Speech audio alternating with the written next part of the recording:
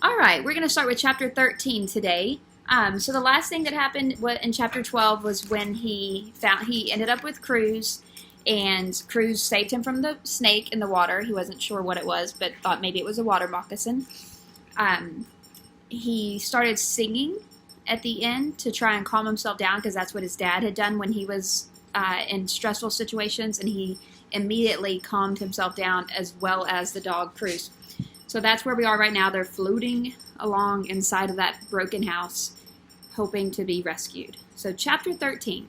Cruz was barking like crazy. Barry shook himself awake. Cruz was standing at the edge of the room, where the side of the house had been ripped away, but he was looking back at Barry as he barked. "Come," he seemed to be saying. "Come here and look." Something thundered in the sky. The house was shuddering and rocking. What was happening? Was it a tornado? An earthquake? No, it was a helicopter. It hovered low in the sky, its wings churning the floodwater. Barry could see the pilot, a young man through the windshield. He seemed to be looking right at Barry. "Cruz!" Barry exclaimed. "We're being rescued!" Barry waved at the pilot. "Here," he said. "Here, we're here." It's over, Barry thought. They'd made it. Soon they would be out of the flood. He'd be back with Mom and Dad and Cleo. Barry waved his arms. The helicopter hovered for a minute longer, but then it suddenly rose and flew away. Was it circling? Was it going to come around the other side? Barry waited and waited, but the helicopter sound grew fainter, and then it faded away completely. "No!" Barry shouted. "Come back!" Cruz looked at him, confused. Barry felt like crying, but he wanted to be strong for Cruz. "I'm sorry," Barry said as calmly as he could. "I thought they were coming for us." Here's the picture. So it has Barry and the dog Cruz and the helicopter. And you can see the floodwaters churning all around them. The helicopter's winds had stirred up the water, and now the house was rocking so violently that Barry was knocked onto his knees. Cruz yelped. Before Barry could pick himself up, he heard a loud splash. Cruz had fallen into the water. Barry dove toward the open side of the house and peered over the edge. He searched for Cruz, but all he could see was a mess of wood planks and branches. Something poked up in the middle of the debris, but then disappeared. It was Cruz. He was tangled up in the hot mess and struggling. He was tangled up in the mess and struggling to keep his head above the water. Barry fought the urge to jump right in. It was a 10-foot drop at least, and he had to be careful not to hit anything sharp floating in the water.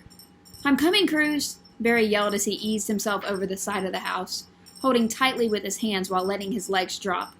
He dangled there for a minute, grasping the edge, staring down into the water until he spotted a big board floating underneath. Just as it passed, Barry let go. He hit the waves but grabbed hold of the wood before his head went under. He pulled his body onto the board and kicked over to Cruz. The dog was trapped between two branches. Barry pulled away the biggest branch and grabbed Cruz by the collar. "I have you," he said, pulling the dog close, hooking his arm around Cruz's body. Cruz licked him on the cheek and pushed his nose into Barry's ear like he wanted to whisper a secret. "I know," Barry said. "That was scary, but we're okay. We're okay." But they weren't okay. The water was burning Barry's skin. The fumes stung his eyes. Cruz had to be suffering too. They couldn't go back to Abe's broken house. Barry wouldn't be able to lift Cruz through the window, and they couldn't just float like this either. In the distance, Barry saw the rooftop of a house poking through the water. It was too far to swim through the poisonous flood. And then he saw a car floating toward them. It was upside down, like a turtle flipped onto its back. Maybe he and Cruz could ride the car to the roof of that house. Barry kicked as hard as he could, holding Cruz with one hand and the board with the other. They made it to the car and scrambled up onto it. Barry held onto one of the tires, and Cruz stayed close to him. Slowly, the car moved toward the house, almost as though they were driving it. When they were a few feet away, Barry stood up, balancing himself, ready to jump. "Come on," he said to Cruz, and they both leaped off the car and onto the roof. Cruz slipped, but this time Barry grabbed him before he fell. They staggered up to a small dry patch near the top of the roof. Barry sat down, pulling Cruz onto his lap. He suddenly felt more tired than he had ever felt in his life. He rested his chin on Cruz's head. Barry could hear dogs barking and howling all around them. He remembered the news report that had said no one could bring pets to the Superdome. There must be hundreds of dogs and cats on their own, thousands, and people too. In the distance, Barry could hear voices calling for help. He and Cruz weren't the only ones out here. The light drained from the sky and the sun went down. Barry and Cruz sat slumped together. Neither of them moved. Barry was thirsty, but there was no water to drink. Mosquitoes swarmed around them, too many to swat away. There was nothing to do, and there was nowhere to go. And that's the end of chapter 13. So that got real depressing with them describing that he could hear all the dogs howling and people calling for help. And again, we do have to remember that this is based on a true story, that many people went through stories like this during Hurricane Katrina. Anyway. Where's Spot? Chapter 14. Again, we just have the little star. Where? Do you know where they are? Ew. The boys. They should be in here. Chapter 14. The stars came out, more stars than Barry had ever imagined. Was one of them Beta Draconis? Akivo's secret star? Is that how you said it? Beta Draconis was a real star. Barry and Jay had found the name in an astronomy book in the library. They had learned that there were trillions and trillions of stars in the universe. More stars than grains of sand on every beach and desert on Earth. They all seemed to be out that night. Barry searched the sky and picked out one of the very brightest stars. "See that, Cruz?" he whispered, pointing into the sky. "That's a Kivo star." That probably wasn't true, but right then, Barry decided to believe it. Cruz looked at the sky, and his brown eyes filled up with light. He and Barry leaned their heads together, and soon the sky seemed to wrap itself around them, a glittering blanket to protect them from the awful sights and sounds and smells of their ruined neighborhood. They sat like that for hours on their little dry patch of roof. A few small boats motored by. Barry called out, but nobody seemed to hear him. Until, finally, one of the boats slowed down. It wasn't really a boat. It was more like a raft. A yellow rubber raft with a motor. The driver was a woman, younger than Mom. She drove the boat right onto the roof and stopped it just a few feet from Barry and Cruz. "Well, look at you, brave soul," the woman said, her voice low and smooth. She had very dark skin and huge eyes and dozens of long, skinny braids that seemed to dance around her face. Barry stared at her. Sure, he was imagining things. She seemed like some kind of fairy, a beautiful fairy in a yellow rubber boat from one of Cleo's bedtime stories. But she was real, stepping out of her boat and wading up to Barry in tall rubber boots. She put a hand on Cruz's head. The dog didn't growl. Like Barry, he seemed hypnotized. "Who are you?" the woman asked.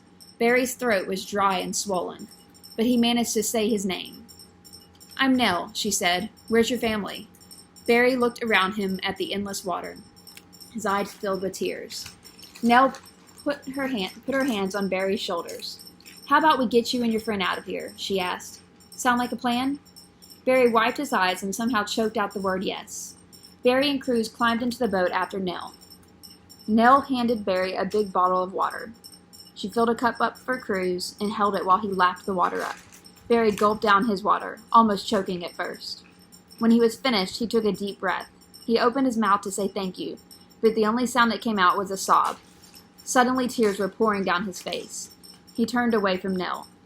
She had called him a brave soul, so why couldn't he act brave?